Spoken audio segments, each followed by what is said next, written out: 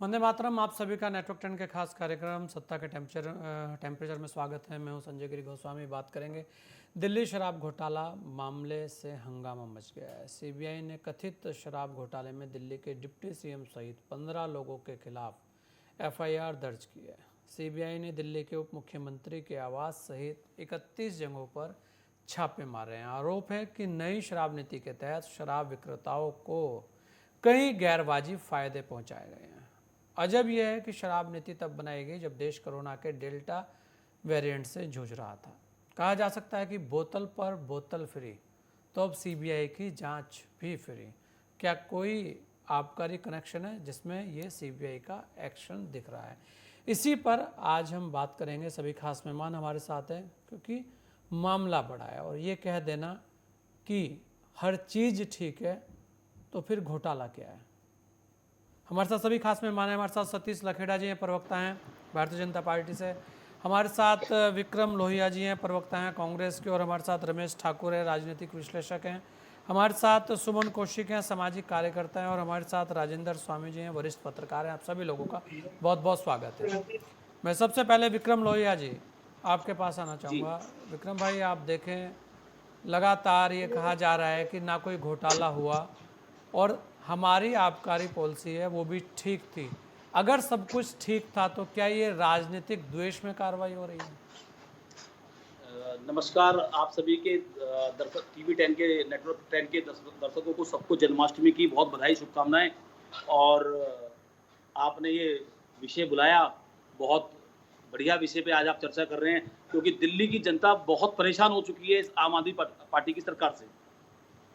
जिस प्रकार से ये नीति लाई गई, शराब आबकारी नीति लाई गई और 4-5 कंपनियों को फायदा पहुंचाने का काम किया गया, ये आम आदमी पार्टी की एक भ्रष्टाचार नीति को दर्शाता है। अरविंद केजरीवाल की छोटी सोच को दर्शाता है। जिस प्रकार से आम आदमी पार्टी 2011 से लेकर 2013 तक करप्शन अगेंस्ट इंडिया की बात करते हुए इस देश के अंदर सरकार बनाने के काम को उन्होंने अंजाम दिया। लोगों को एक बहका के, लोगों को एक झूठा आश्वासन देकर के इन्होंने एक सरकार बनाने का जो काम किया, उससे दिल्ली की शीला दीक्षित की सरकार को बदनाम करने का काम किया। तत्कालीन प्रधानमंत्री डॉक्टर मनमोहन सिंह जी को बदनाम करने का काम किया। मैं आपको बताना चाहता हूं कि आज तक ये लोकपाल लेकर के नहीं आए, क्योंकि इनको मालूम था कि लोकपाल अगर आ जाएगा तो इनकी सरकार, इनके नेता सब और ज्यादा से ज्यादा मतलब जेल के अंदर मिलेंगे और इनकी जो नीतियां हैं वो सब उनका खुलासा हो जाएगा। मैं आपको बताना चाहता हूं कि दिल्ली की सरकार भ्रष्टाचारी सरकार है। बात हुई थी कि 20 नए कॉलेज बनाएंगे, 500 नए स्कूल बनाएंगे। ना स्कूल है ना कॉलेज है। शराब की बोतल एक के साथ एक फ्री। क्या शराब पीने वालों ने इनको वोट दिया था? दूध पीने वालों ने वोट नहीं दिया था। तो 1 लीटर दूध के साथ 1 लीटर दूध भी तो फ्री दिया जा सकता था। लेकिन नियत नहीं थी। नियत थी कि किस प्रकार से पैसा इकट्ठा किया जाए, पंजाब के चुनाव में लगाया जाए, हिमाचल के चुनाव में, गुजरात के चुनाव में, हरियाणा के चुनावों में कैसे पैसा इकट्ठा किया जाए और किस प्रकार से चुनाव में वो पैसा इस्तेमाल किया जाए। विक्रम जी, आप कह रहे हैं कि कोई घोटाला हुआ है? विक्रम जी, बिल्कुल निश्चित आपको तौर लगता है पर घोटाला घोटाला हुआ है। हुआ? अगर घोटाला नहीं हुआ होता तो सीबीआई इस प्रकार की रेड करने की एफआईआर, कल आपको पता है कि नामजद करके दिल्ली के उप मुख्यमंत्री को एफआईआर कर दी गई। मुख्य आरोपी बनाया गया, उनको मुख्य आरोपी बनाया गया। मैं कह रहा हूं कि अगर ये एफआईआर 2 या 3 दिन और लेट हो गई होती तो मेरा मानना है कि मुख्य आरोपी अरविंद केजरीवाल होते। और जिस प्रकार से दिल्ली कांग्रेस के अध्यक्ष भाई अनिल चौधरी जी ने, हमारे नेता अनिल चौधरी जी ने सड़कों पर लेकर के प्रशासन, राज्यपाल, सब जगह पर इनकी शिकायतें दे देकर, कंप्लेंटें कर करके, मुलाकात करके राज्यपाल से मिले, हरदीप पुरी जी से मिले और अनिल चौधरी जी ने सड़कों पर दिन रात प्रदर्शन कर कर करके इस मामले को उजागर करने का जो काम किया है, ये जीत है उन माताओं की, उन बहनों की, उन महिलाओं की जिन लोगों ने इन ठेकों का कॉलोनियों में, विक्रम भाई, कहा जा रहा है आम आदमी पार्टी के लोग कह रहे हैं कि ये जो कार्रवाई है ये चुनावी दृष्टि से की गई कार्रवाई है, ये दमन किया जा रहा है। कभी चोर चोरी करके ये थोड़ी ना कहता है कि जी हम चोर है। आप आज तक का आम आदमी पार्टी का इतिहास उठा लीजिए। एक मंत्री इनके राशन कार्ड बनाते पकड़े गए थे, एक मंत्री इनके फर्जी डिग्री के साथ पकड़े गए थे, एक नेता इनके 50 करोड़ से ऊपर के इन्वॉल्वमेंट में पकड़े गए, हिस्ट्री सीटर इनके मंत्री हिस्ट्री सीटर बन गए, इनके सोमनाथ भारती जी अपनी पत्नी को प्रताड़ित करते पाए गए। इनका इतिहास है इन लोगों का, आप पिछले कई सालों से उठा करके देख लीजिए। ये भ्रष्टाचारी लोग हैं, इनका कोई देश से लेना देना नहीं है। वो तो चलिए कहता विक्रम है जी कि हमारे मैं साथ दिल्ली इसमें का रमेश ठाकुर भी हैं, एक बार उनसे भी पूछ लेते हैं, राजनीतिक विश्लेषक है, कि आखिर माजरा क्या है। जी रमेश जी भाई, अगर आप देखें लगातार आरोप प्रत्यारोप चलते रहेंगे और चलते रहे हैं, लेकिन एक बात जरूर है कि जब भी सीबीआई या ईडी का जिक्र आता है तो हर कोई, भले ही करोड़ों मिल जाएं, भले ही बहुत सारे घोटाले उजागर कर दें, वो 300-300 करोड़, 500-500 करोड़, 200-200 करोड़ कैश मिल रहा है, हजार हजार वो वो वो सीबीआई के लोग या ईडी के लोग या इनकम टैक्स के लोग शायद वही सब इकट्ठे कर रहे हैं। लेकिन हर बार यही कहा जाता है कि ये जितना कुछ भी हो रहा है इसमें केवल और केवल राजनीति है, सबको छोड़ दिया जाए। तो वर्तमान में आपको क्या लगता है कि सीबीआई केवल एक राजनीतिक हथियार है? तो इसका मतलब है कि कहीं भी सीबीआई को जाने मत दो फिर तो। देखिए संजय भाई, ये जो पूरा एपिसोड हो रहा है एक राजनीतिक पार्टी के साथ में हो रहा है। आरोप ये लग रहा है कि दूसरी राजनीतिक पार्टी करवा रही है, तो जाहिर सी बात है राजनीति राजनीति जब प्लस हो जाएगा तो एक दूसरे के ऊपर इसी तरीके से आरोप लगाएंगे, क्योंकि यहाँ पे एक कोई कोई आम आदमी या कोई व्यक्ति विशेष के ऊपर कोई कार्रवाई नहीं हो रही है, क्योंकि ये पूरी पार्टी का पूरा एक गठजोड़ है, एक बड़ा स्कैम है, उसके लिए ये पूरा सारा जांच हो रही है। लेकिन इसमें अभी जो हमारे कांग्रेस के मित्र भाई बोल रहे थे कि सारे भ्रष्टाचारी हैं, जितने नेता हैं, तो इनको थोड़ा याद दिलाना चाहिए कि इनके जो कार्यकर्ता हैं और इनके पार्टी में जो टूट के आए हैं, तो मेरे भाई वो अधिकतर आप ही लोगों की पार्टी से आए हुए हैं। जितना वोट बैंक था आप ही का उन्होंने खंडित करके अपने पाले में डाला है। और जिन जिन का इन्होंने अभी नाम लिया, चाहे कितने भी नेता हो जाएं, वो सारे कांग्रेस के पुराने ऐसे, चाहे उनको टिकट नहीं मिलता था, हाशिए पे थे पार्टी में, वो लोग हैं। खैर मुद्दा ये नहीं है, मुद्दा है कि आबकारी नीति में क्या गड़बड़ झाला हुआ है। देखो गड़बड़ झाला तो इसमें हुआ है, इसमें कोई दो राय नहीं है। आप दिल्ली के किसी भी अगर गलियों में जाओ, विशेष तौर पे चाहे स्कूल हो, स्कूल से 500 मीटर दूरी पे अगर चले जाओ, आवासीय इलाकों में भी अगर चले जाओ, तो आपको कहीं ना कहीं कुकुर मुत्तों की तरह आपको दुकानें दिखाई देंगी। बड़ा बड़ा एकदम काला बोर्ड लगा होगा, उसमें आपको वाइन शॉप वगैरह इस तरीके ठेके आपको दिखाई देंगे, रंग रोगन करके, मतलब एक पूरा मॉडर्नाइजेशन, पूरा एक नया वो करके दिखा दिया है। इतनी सारी दुकानें खोल दी गई हैं, तो ये लगता है कि इतनी ज्यादा जरूरत क्या थी। आप तो ये कहते हो कि पंजाब में जब जाएंगे हम नशा खत्म कर देंगे, हाँ नशा मुक्त कर देंगे, दारू नहीं करने देंगे, ये शुरुआत से आपके मैनिफेस्टो में रहा है। और जब आपकी पार्टी का गठन हुआ था तब आपने ये सारी कहा था। उसके बावजूद भी आपने ये सारी चीजें क्यों? अभी कांग्रेस के हमारे मित्र ने बहुत अच्छी बात कही कि जब आप दारू जो पीते हैं उनको एक बोतल पे, मेरे ख्याल से फ्री जो चल रहा था बीच में से, अब चल रहा है जाने नहीं चल रहा है, तो एक पे एक फ्री इनको दे रहे थे। अगर वो दे रहे तो भाई हम लोग भी आपके वोटर हैं, तो कम से कम एक दूध का पैकेट पे कम से कम जो दारू नहीं पीते उनको तो दूध आप बांट दो कि एक खरीदो तो एक मिल जाएगा। तो ये सारी चीजों को देख के यार आप देखो तो जो छापेमारी हुई है, अभी क्या मिला है, किस नतीजे पे सीबीआई की टीमें पहुंची हैं, क्या हुआ है, ये चीजें सामने निकल के नहीं आई हैं। ये कहा जा रहा है कि कुछ ऐसे गुप्त दस्तावेज मिले हैं और जिससे ये सिद्ध होता है कि कई कंपनियों को फायदा पहुंचाया गया और आम आदमी पार्टी के जो बैकडोर से जुड़े हुए जो नेता थे, कार्यकर्ता थे, जो सहयोग करने वाले थे, उनको बड़ी फंडिंग की गई है, उनको बड़ा फायदा पहुंचाया गया। अगर ऐसा है तो निश्चित तौर पे मुझे लग रहा है ये बहुत गलत है, क्योंकि आम आदमी पार्टी जब आई थी, जब उनका उदय हुआ तो उन्होंने ये कहा था कि विकल्प की हम राजनीति करेंगे, तो लोगों ने हाथों हाथ लिया।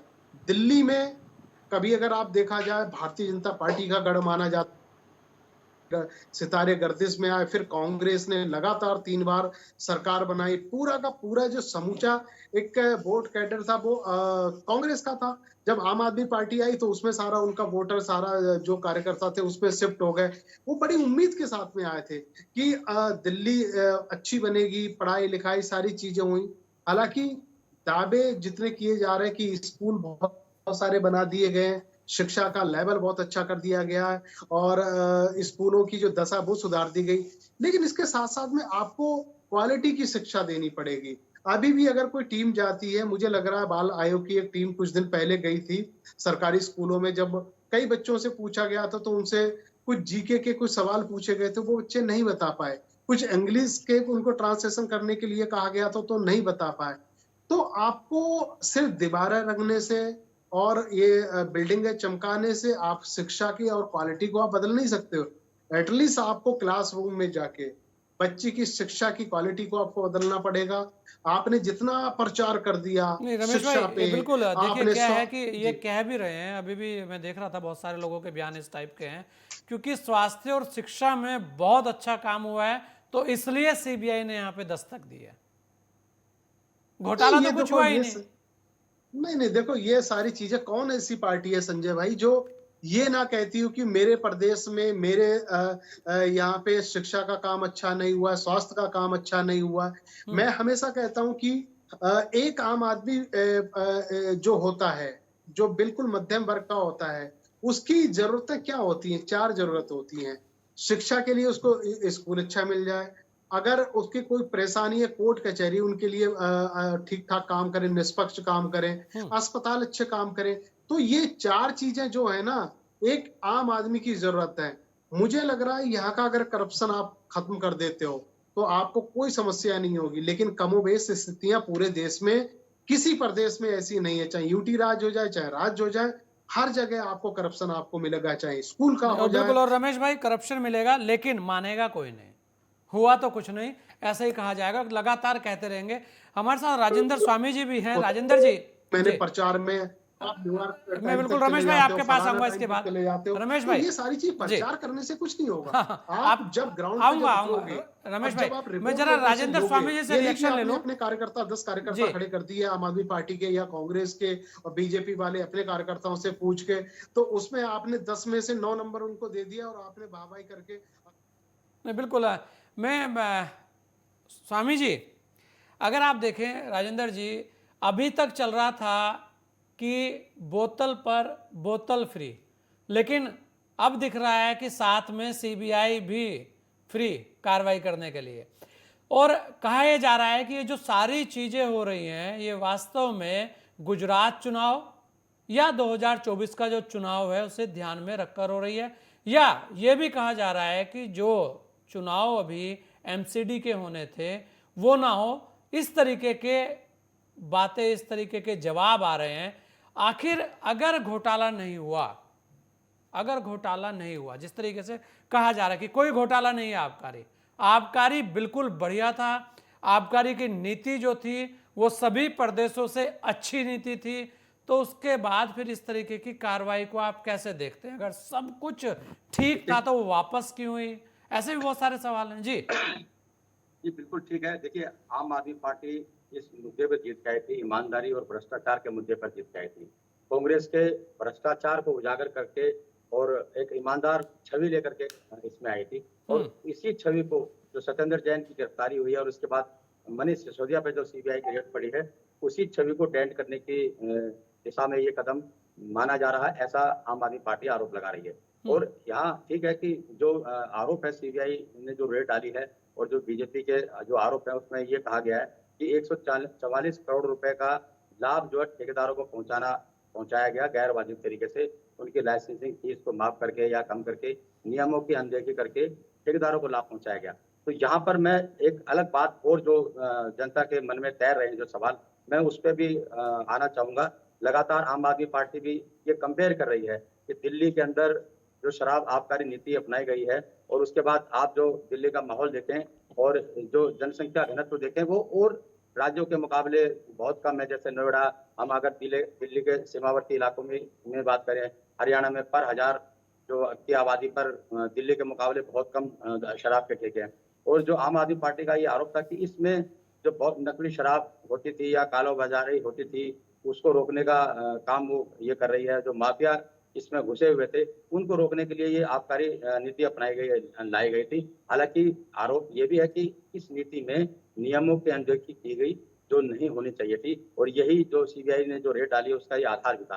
लेकिन यहाँ एक सवाल ये है कि इतनी माफिया जो जिनको ये बता रहे हैं, या शराब लॉबी जिनको फायदा पहुंचाने की बात कर रहे हैं, उनको भी बड़ा फायदा पहुंचाया गया। सरकार को भी ये कह रहे हैं कि दिल्ली सरकार को भी बड़ा फायदा हुआ है, और सबसे बड़ा फायदा तो जनता हुआ। जैसे कि आपने बताया कि एक के साथ एक फ्री मिल रही थी।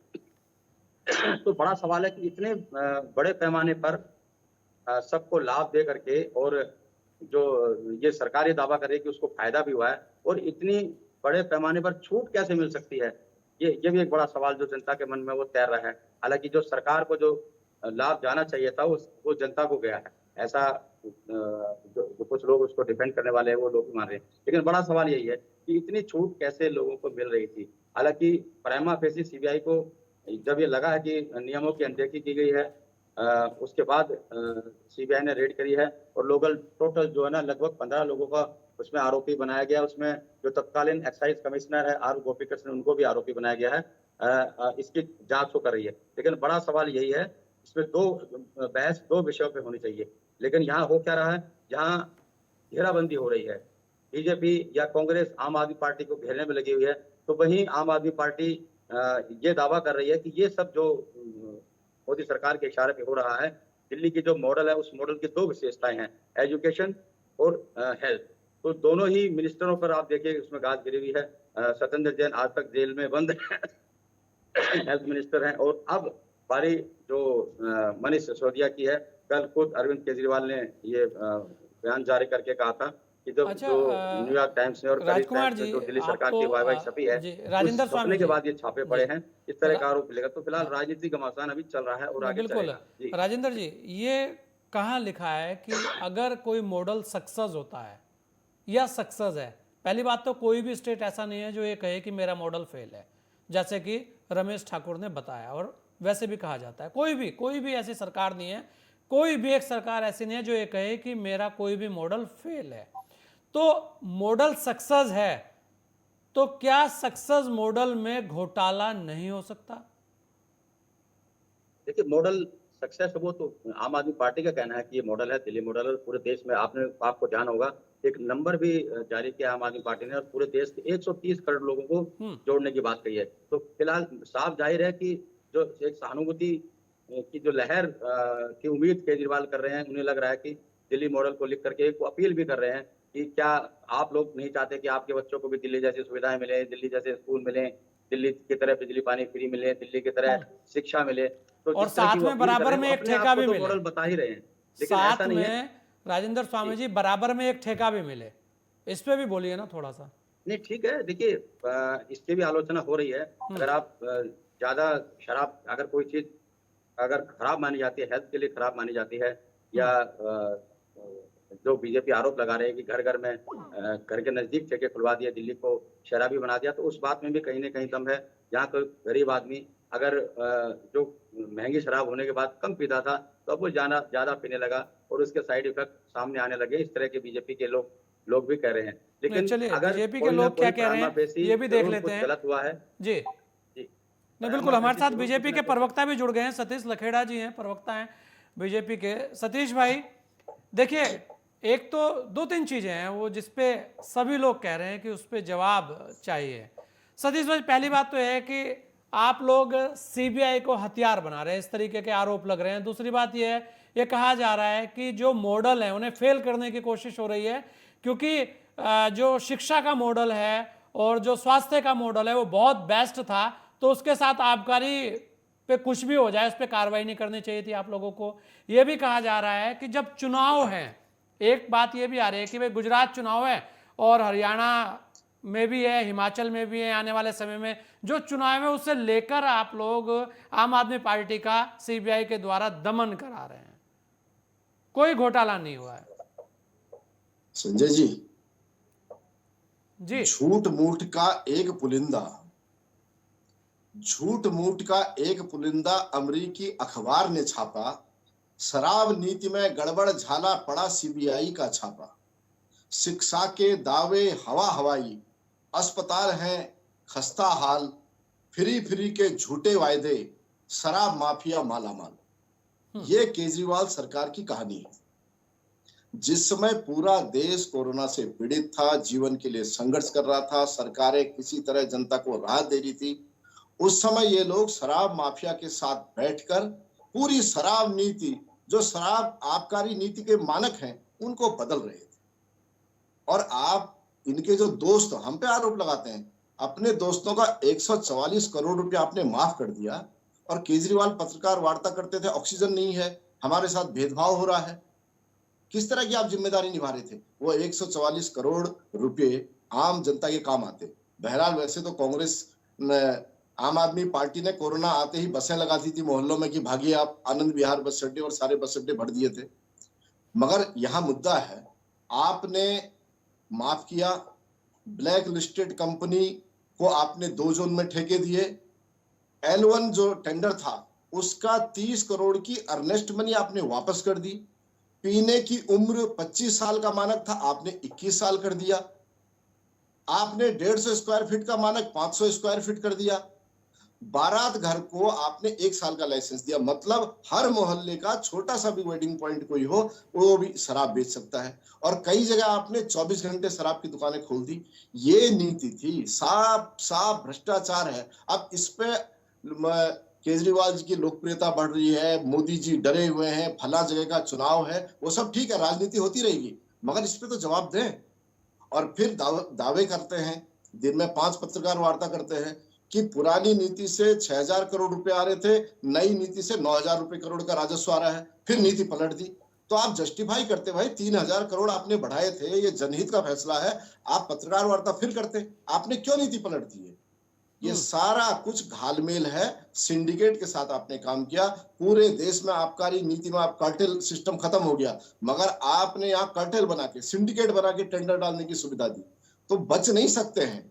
और इसमें एलजी साहब की रिपोर्ट थी, चीफ सेक्रेटरी साहब ने इसमें सीबीआई संस्तुति का अंदेशा जताया था कि इस तरह की स्थिति है कि सीबीआई को ये जांच दी जानी चाहिए। तो कैसे ये बच सकते हैं, कैसे अनदेखा किया जा सकता है? नहीं तो आपको लगता है घोटाला बड़ा हुआ है? घोटाला बड़ा हुआ है, जानबूझकर हुआ है, उसके तथ्य सामने आएंगे। और आप बताइए ना, 144 करोड़ जो सरकार का है, सरकार का है, वो आपने क्यों माफ कर दिया? 50 रुपये विदेशी बियर कैन पर आप माफ कर दे रहे हैं। कौन सी आप फ्री क्यों बिकवा रहे हैं? आप शराब को प्रोत्साहन क्यों कर रहे हैं? 200-200 मीटर 300 मीटर की लाइनें लगी हुई हैं शराब के लिए, और ऐसे आकर्षक पैकेज में शराब बेची जा रही है, उसको इतना खूबसूरत मॉल जैसा बनाया जा रहा है। इसलिए संजय जी, शराब माफिया के द्वारा नीति बनाई गई और इनका मुंह बंद कर दिया गया कि आप केवल पकड़िए और शराब नीति हम बनाते, और वही शराब नीति के द्वारा इन्होंने जो घालमेल किया है वो सामने आ रहा है, शीशे की तरह साफ है, इसमें बोलने की कोई गुंजाइश नहीं है। ये जो भी राजनीतिक आधार बनाए, मगर भ्रष्टाचार हुआ है, खुली आंखों का भ्रष्टाचार हुआ। अभी सतीश भाई, अभी प्रेस कॉन्फ्रेंस कर कहा गया है कि केवल और केवल जो लोकप्रियता है उसे खराब करने के लिए प्रयास किए जा रहे हैं। कह रहे हैं कि केजरीवाल जी जो हैं वो मोदी जी से आगे निकलते जा रहे हैं, उसके लिए परेशान किया जा रहा है। संजय जी, लोकप्रियता में अगर वो आगे निकलते हैं, वो जनता को राहत देते हैं, इस भारत की जनता के लिए उनके पास बहुत कुछ है, ये सबसे अच्छा है। लोकतंत्र में जो सबसे ज्यादा देगा जनता के लिए ज्यादा विजनरी होगा, जनता उसे अपनाएगी। मगर इसके लिए ये नहीं कि आप ऐसे रास्ते ढूंढें। आपने भ्रष्टाचार किया, सत्येंद्र जैन के मामले में आप क्यों चुप हो गए? पहले तो आपने उन्हें बड़ा राष्ट्रवादी बताया था, मगर जब सारी चीजें सामने आ गई, सिंडिकेट सामने आ गया, उनकी कंपनियां सामने आ गई, उनके परिवार के साथ ट्रांजैक्शन सामने आ गए, तो अब आप चुप हो गए हैं। अब इसी मामले में अब धीरे धीरे तथ्य आएंगे। अभी आप उनको दुनिया का सबसे अच्छा शिक्षा मंत्री बता रहे हैं। अरे 2-3 स्कूलों में टाइल्स लगाने से शिक्षा नहीं होती है। भारत का माइंडसेट केवल टाइल्स और बड़ी बिल्डिंग वाला नहीं रहा है। भारत ने चरित्र निर्माण के विद्यालय किए हैं, और आप जो दिखाना चाह रहे हैं, जो बेचना चाह रहे हैं, वो सत्यता से बहुत दूर है, बहुत दूर है। और इस घोटाले में अभी और तथ्य सामने आएंगे। अभी तो जांच शुरू हुई है, आप देखिएगा कितना पुराना जो इन्होंने काला पीला किया है वो सामने आएगा। बिल्कुल, और लग भी रहा है कि बहुत सारी चीजें अभी सामने आने बाकी है। भले ही कोई कुछ भी कहे, लेकिन कुछ हुआ है तभी घंटियां बजी हैं। जाइएगा नहीं, लेते एक छोटा सा ब्रेक, जल्द लौटेंगे आपके बीच।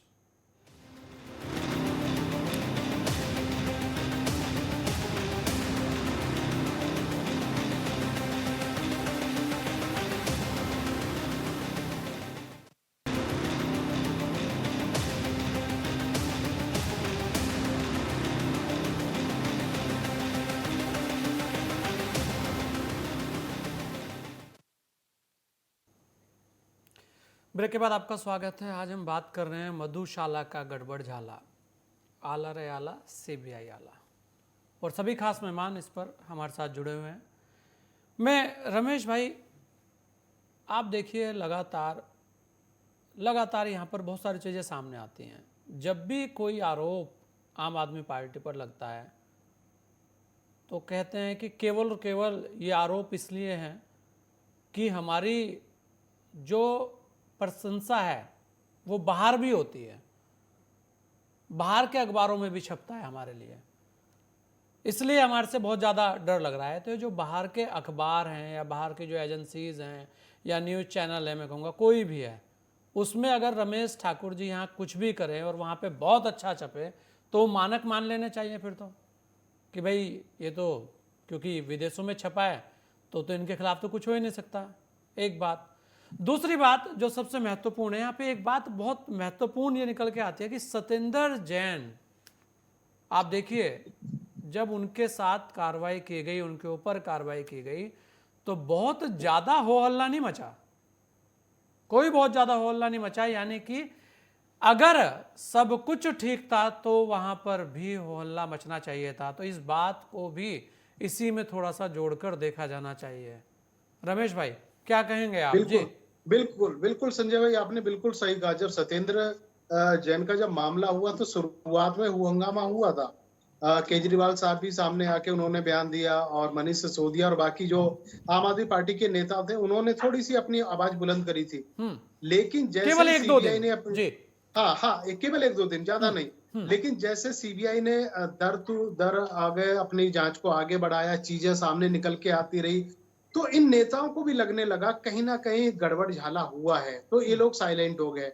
अच्छा, एक चीज इसके साथ में ये और जोड़नी चाहिए मैं, पंजाब का जब मामला हुआ, सिंगला जो स्वास्थ्य मंत्री थे, जब उनका मामला सामने आया तो तब भी पार्टी के लोगों ने उनका बचाव करा। लेकिन जब वो जेल जाते हैं, जब सब चीजें खुल जाती हैं, तो उसके बाद में आनंद फानन में आम आदमी पार्टी उनको बर्खास्त करती है, मंत्रिमंडल से बाहर करती है और कुछ नहीं बोला जाता है।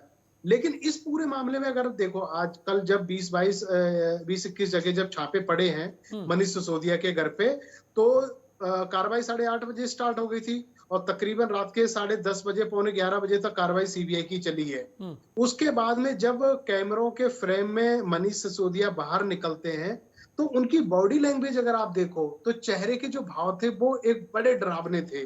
पूरी बॉडी लैंग्वेज उनकी बदली हुई थी। उनको था कि कुछ ना कुछ हुआ है, साथ कुछ हो सकता है उनकी निगरानी में ना रहा हो, पूरी आबकारी नीति में कुछ चीजें ऐसी हुई हैं। क्योंकि देखो, जब मंत्रालय आप जब चलाते हो तो उसमें सिर्फ मंत्री की इन्वॉल्विंग नहीं होती है, अधिकारियों की बहुत भी सारे लोगों होती की है, जिम्मेदारियां हैं जी। अधिकारी की भी होती है, और सबसे ज्यादा उसमें इन्वॉल्व तो सीएम खुद होता है, खुद अपने मॉनिटर करता है कहाँ हो रहा है क्या नहीं हो रहा है।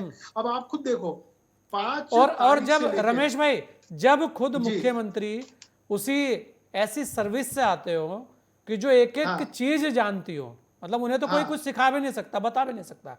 हाँ, आईआरएस के बड़े अधिकारी रह चुके हैं।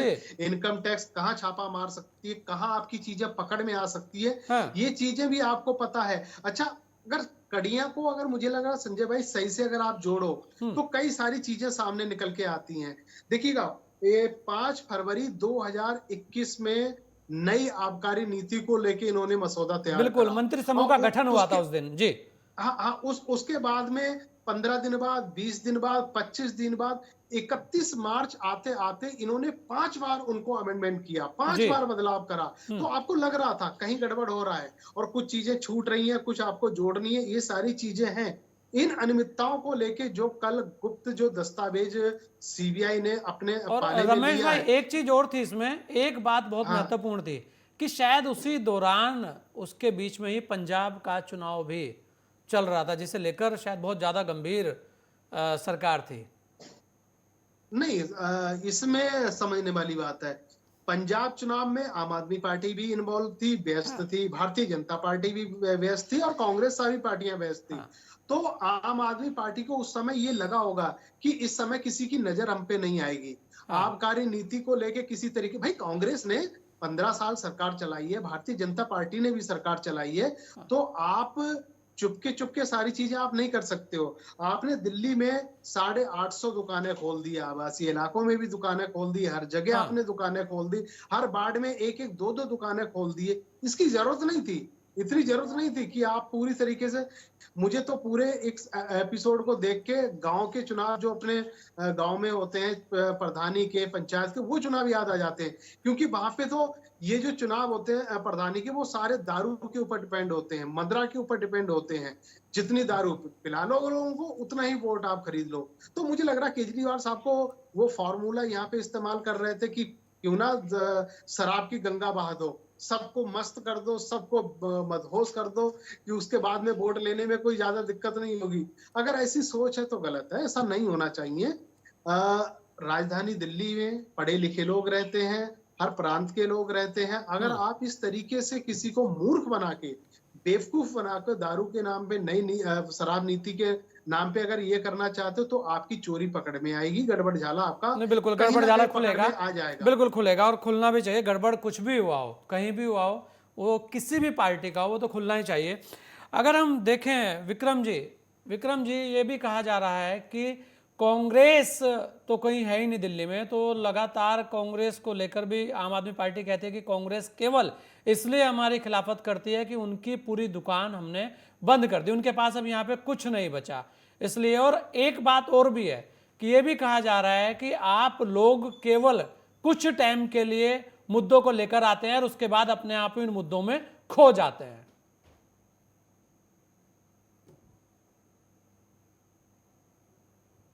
विक्रम जी,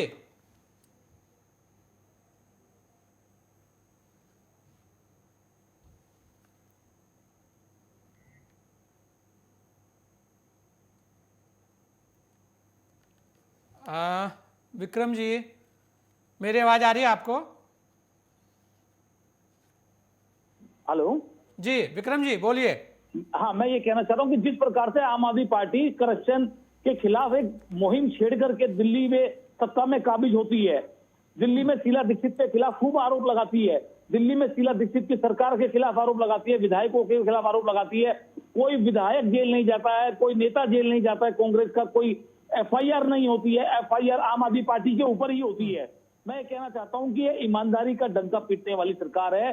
और जिस प्रकार से अभी मैं सुनने में आ रहा था कि जी वो कह रहे हैं कि हमारे अरविंद केजरीवाल जी की पॉपुलैरिटी बढ़ती जा रही है, अरविंद केजरीवाल जी की पॉपुलैरिटी नहीं बढ़ती जा रही है, ये झूठ है। अगर अरविंद केजरीवाल जी की पॉपुलैरिटी बढ़ती जा रही होती है, दिल्ली में सरकार, पंजाब में सरकार, उसके बावजूद लोकसभा का उपचुनाव संगरूर से आम आदमी पार्टी हार जाती है। दिल्ली में अगर कांग्रेस पार्टी कहीं नहीं है तो मैं बताना चाहता हूं इस देश के अंदर आम आदमी पार्टी लोकसभा में 0 है। आम आदमी पार्टी का एक भी प्रतिनिधित्व तो लोकसभा के अंदर नहीं है। और पॉपुलैरिटी अगर होती तो 2 मुख्यमंत्री होने के बाद, मुख्यमंत्री की घर की सीट होने के बाद आम आदमी पार्टी लोकसभा की सीट हार जाती है। अब बात रही दिल्ली में शराब नीति के बारे की बात करने की, दिल्ली में इन्होंने विकास का मॉडल पेश करने की बात की, क्लासरूम को डेवलप करने की बात की, 27,50,000 रुपए का पर क्लासरूम पे खर्चा आया, घोटाला है। इन्होंने सरकारी जो हॉस्पिटल, जो कोविड टाइम पे अस्थायी हॉस्पिटल बनाने की बात की, उसमें घोटाला है। आपको बताऊं शराब नीति में घोटाला है। जनता पूछती है आज केजरीवाल जी से, जवाब करती है केजरीवाल जी से कि जवाब दें, जनता के पैसे का दुरुपयोग क्यों, जनता के पैसे का चुनाव में इस्तेमाल क्यों। विक्रम जी वो तो कह रहे हैं कि चुनाव नहीं कराना एमसीडी का, इसलिए ये खाली बातें हो रही है। 14 अगस्त को हर हाथ तिरंगा, मैं बहुत अच्छी बात है, हर हाथ तिरंगा, हर दिल में तिरंगा, हर देश में तिरंगा, परंतु आज हर हाथ रोजगार भी मांगता है, हर हाथ अपने लिए एक बेहतर जिंदगी, एक सुविधा मांगता है। केजरीवाल ने पड़ोसी नकली शराब, युवाओं के हो गए लीवर खराब। ये केजरीवाल जी किस प्रकार की नीति लागू कर रहे हैं देश के अंदर? सरकारी हॉस्पिटलों में, प्राइवेट हॉस्पिटलों में नौजवानों की ट्रीटमेंट की, लीवर खराब की, किडनी खराब की, आप जाकर के देखिए कितनी कतार लगी हुई है। केजरीवाल जी ने कौन सी बेहतर सुविधा देने का काम किया? विक्रम जी वो कह रहे हैं कि देखिए मोहल्ला क्लिनिक उनका पहले से चल रहा है, वो कह रहे हैं कभी मोहल्ला क्लिनिक यहाँ था ही नहीं, दिल्ली के अंदर चिकित्सा सेवाएं बहुत अच्छी थी नहीं, वो बोल रहे हैं ये केजरीवाल जी के उन्हीं के आने के बाद सब कुछ ठीक हुआ दिल्ली में। धीरे धीरे जनता इनको समझ चुकी है, धीरे धीरे इनकी नीतियों को समझ चुकी है। केजरीवाल का जो मॉडल है वो दिल्ली के अंदर जनता के सामने एक्सपोज हो चुका है। केजरीवाल को जनता 5 साल के बाद ऐसा करारा जवाब देगी कि केजरीवाल मुंह छुपाते हुए फिरेंगे और इनको जनता आईना दिखाने का काम करेगी। नहीं बिल्कुल। राजेंद्र स्वामी जी, बहुत सारी चीजें आपने सभी की सुनी, क्या लगता है अब आपको कि अब आगे क्या होगा? क्योंकि जिस तरीके से सतीश लखेड़ा जी कह रहे हैं कि जब जांच चली, कोई भी जांच देखिए, कोई भी जांच करता है तो वो जांच ऐसे नहीं होती किसी भी चीज़ की, जहां तक लगता है। रमेश ठाकुर भी बता रहे हैं इस बात को तो, कि कोई जांच हुई है, कुछ तो रहा होगा, कुछ रहा होगा, तो वो कुछ क्या है, ये एक बड़ा सवाल है। उसके अलावा अगर ये कह रहे हैं कि हम सब एकदम सच्चे हैं, यहां पर कुछ नहीं हुआ, तो देश का जो न्यायिक व्यवस्था है, जो कोर्ट है, वो खुला है सभी के लिए। देखिए, इतनी बड़ी जांच एजेंसी है सीबीआई, और भी है, हालांकि आरोप लगते रहे हैं उनके, लेकिन ये भी तय है कि प्रेमा फेसी जब तक कुछ नजर ना आए, इतनी बड़ी एजेंसी किसी भी जगह पर इस तरह से रेड नहीं मारती है। कुछ प्रेमा फेसी उन्हें कुछ न कुछ नजर आता है। और यहाँ जो है, यहाँ साफ साफ जो सवाल उठ रहे हैं, उन सवालों का जवाब तो इन्हें देना ही पड़ेगा। जैसे बताया, दिल्ली एक्साइज रूल 2010 के नियमों का उल्लंघन हुआ, ठेकेदारों के को लाभ पहुंचाया गया, 144 करोड़ रुपए जो फीस आ सकती थी उसको माफ किया गया, जो शराब पीने वालों की उम्र थी उसको घटाया गया, जो नियम थे जैसे खुले में नहीं पी सकते हैं उनको, यानी कुल मिला के माहौल ऐसा बनाया गया कि ज्यादा से ज्यादा शराब की बिक्री हो।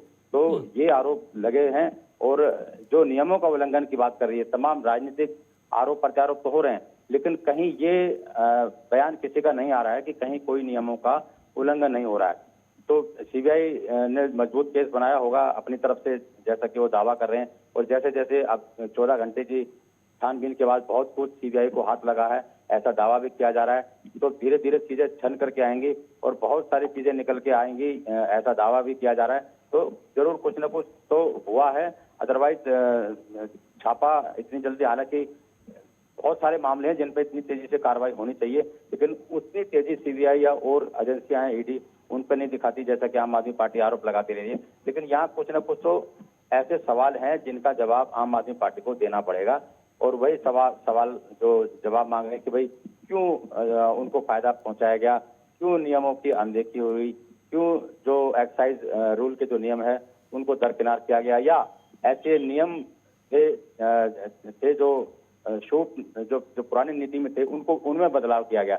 और बदलाव इसलिए किया गया कि ज्यादा से ज्यादा शराब की बिक्री हो सके और ठेकेदारों को ज्यादा से ज्यादा लाभ हो सके। तो बिल्कुल राजेंद्र स्वामी जी, अच्छा एक चीज बताइए, जब दूसरी जगह यही सीबीआई, यही ईडी, यही इनकम टैक्स छापा मारती है और वहां से करोड़ों रुपए मिलते हैं, तो कहते हैं कि नहीं ठीक काम कर रही है, लेकिन जब अपने यहाँ कोई कार्रवाई कर देती है तो फिर वो राजनीति से प्रेरित है, ऐसा क्यों? देखिए, बिल्कुल होना नहीं चाहिए। मैंने जैसा कि बताया कि प्राइमा फेसी कुछ न कुछ तो जरूर नजर आया होगा। जितनी भी बड़ी एजेंसियां हैं, ये हमें उन पर भरोसा रखना चाहिए, सबको उन पर भरोसा न चाहिए। लेकिन हो क्या रहा है कि जहां कहीं कोई भी रेड लगा दे, वहीं पर उनके ऊपर आरोप शुरू हो जाते हैं। आज से पहले ईडी पे इतने आरोप नहीं लगे थे जितने कि अब लगाए गए। इस तरह सीबीआई को तोता माना जाता रहा था। लेकिन ये भी तय है कि अगर इस तरह से चलता रहेगा तो कोई भी एजेंसी काम नहीं कर पाएगी। तो अगर प्राइमा फेसी कोई शिकायत या कोई सूचना ऐसी एजेंसियों को मिलती है तो उनको कार्रवाई करनी चाहिए। अगर वो पाक साफ है तो वो सब चीजें सामने आ जाएंगी। बिल्कुल, आम आदमी पार्टी ने कहा सामने आने भी चाहिए। इसी सामने आने पर तो सबसे ज्यादा विवाद चल रहा है। जो विवाद है राजेंद्र स्वामी जी, बात तो यही है कि कोई मानने को तो तैयार नहीं है, और एक तरफ ये भी कहते हैं कि देश की न्यायिक व्यवस्था सबके लिए खुली है।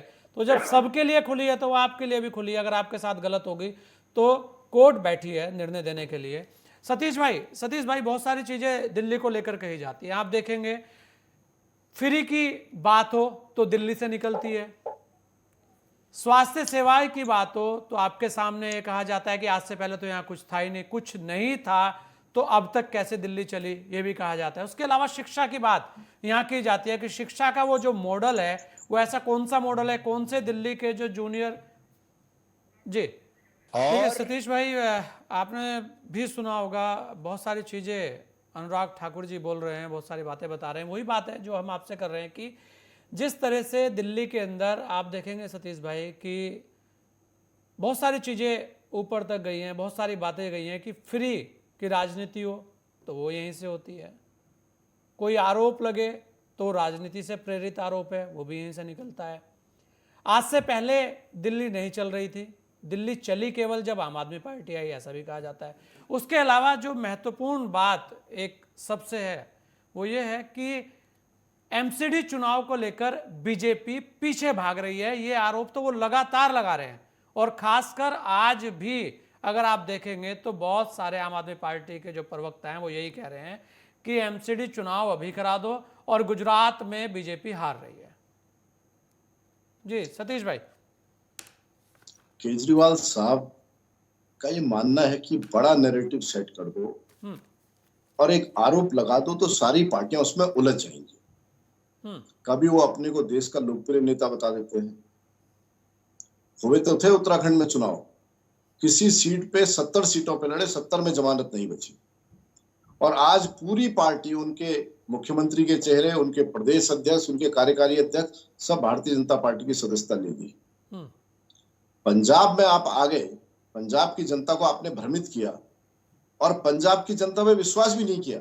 आपने अपने एक विधायक को इस्तीफा दिला करके वहां की एक कमेटी का हेड बना दिया, राघव चड्ढा को, जो पूरा पंजाब देखेंगे। इसलिए केजरीवाल जी की अपनी जिम्मेदारी है और केजरीवाल जी का स्वभाव आपने देखा होगा। जब प्रधानमंत्री जी कोविड को लेकर बैठक लेते हैं तो उनकी बैठने के तरीके, अंगड़ाई लेने के तरीके, बार बार सुस्ताने का तरीका, वो प्रधानमंत्री जी को प्रधानमंत्री जी के स्थान पे बर्दाश्त नहीं कर पा रहे हैं। उनका अहंकार और अपनी लोकप्रियता वो प्रधानमंत्री जी से आंक रहे हैं मन ही मन। उसके लिए जनता के बीच में काम करना पड़ता है। और उन्होंने कौन से विश्वसनीयता के मानक गढ़े हैं। जब तीसरी क्रांति की बात अन्ना हजारे के नेतृत्व में आई, बहुत सारा चंदा भी इकट्ठा हुआ उसमें, और लोगों को कुछ लग रहा था कि परंपरागत राजनीति से अलग कुछ होने जा रहा है। आज अन्ना जी कहाँ हैं, किरण बेदी कहाँ हैं, आशुतोष कहाँ है, कुमार विश्वास कहाँ है, प्रोफेसर आनंद कहाँ है, आशीष खेतान कहाँ है, योगेंद्र यादव कहाँ है, शांति भूषण जी, प्रशांत भूषण जी कहाँ है। और जब आप आए तो झा साहब जानते, दिल्ली में ऑटो पे 2 पोस्टर होते थे, एक तरफ केजरीवाल, एक तरफ शीला दीक्षित जी, एक तरफ लिखा था ईमानदार, एक तरफ लिखा था भ्रष्ट, और उन्हीं के साथ आपने सरकार बना ली। बच्चों की कसम खाऊंगा, गाड़ी नहीं लूंगा, बंगला नहीं लूंगा। अब आपने गाड़ी भी ले ली और बंगला ऐसा ले लिया, उसमें करोड़ों का स्विमिंग पूल बन रहा है। आपने विश्वास दिलाने के लिए एक चरित्र गढ़ा होता जनता के बीच में, आप झूठ और भ्रम की राजनीति करते हैं। कहां है दिल्ली के सीसीटीवी, कहां है फ्री बिजली, मीटर सरचार्ज, कनेक्शन सरचार्ज के नाम पे पैसा तो आप ले ही रहे हैं। महिला सुरक्षा के नाम पे आपने नया क्या किया। केवल मोदी जी को गाली दो, दिन में 4-6 प्रेस करो और गाली दो, क्योंकि आपको लगता है कि वो सामने खड़े हो जाएंगे। कल राष्ट्रीय जनता दल के प्रवक्ता जो सांसद हैं मनोज झा, उन्होंने कहा कि हम इस कार्रवाई का विपक्ष में होने के नाते निंदा करते हैं, मगर केजरीवाल जी जब विपक्ष वालों पे जब कभी कार्रवाई होती है तो हमारे लिए भी बोल लिया कीजिए, आप विपक्ष में हैं।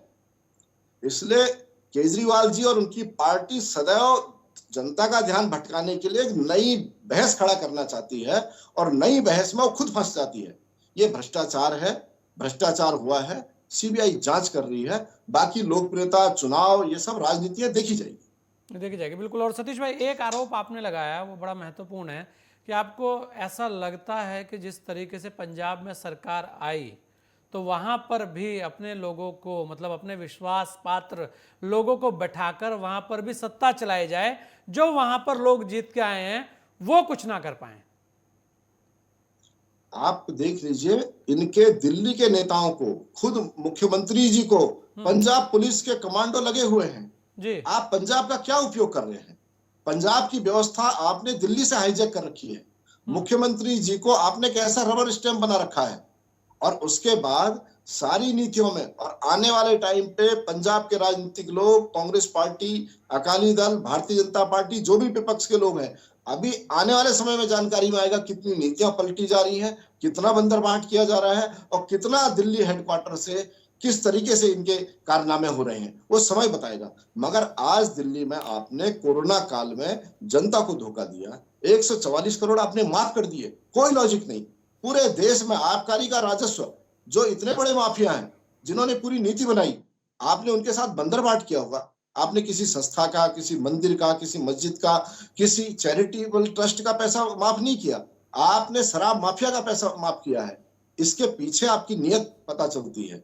और जो नीति के बदलाव अभी बता रहे थे ठाकुर साहब भी, उम्र आपने कम कर दी, 24 घंटे दुकानें खोल दी, हर वार्ड में आपने दुकान खोल दी, अलग अलग नियम बना दिए, और शराब को बेचने के आपने ऑफर के साथ ऑफर कि हर आदमी शराब को ऐसा समझे कि साहब फ्री में मिल रही।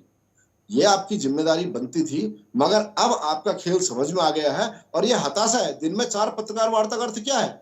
4 पत्रकार वार्ताएं हो रही हैं हर बार नई बात कही जा रही है। और मुझे तो ऐसा भी लगता है कि पार्टी के भीतर भी ठीक नहीं चल रहा है। केजरीवाल जी और मनीष सिसोदिया जी की भी लोकप्रियता कभी कभी टकराती है, तो ये अंदर का उनका मामला है, आने वाले समय में ये भी बाहर आ सकता है। नहीं, चलिए बिल्कुल। और अभी बहुत कुछ देखने को मिल सकता है, जैसा कि आप बता रहे हैं, शायद वास्तव में देखने को मिल जाए। इस सत्ता के टेम्परेचर में इतना ही। आप सभी लोगों का बहुत बहुत धन्यवाद। जय हिंद।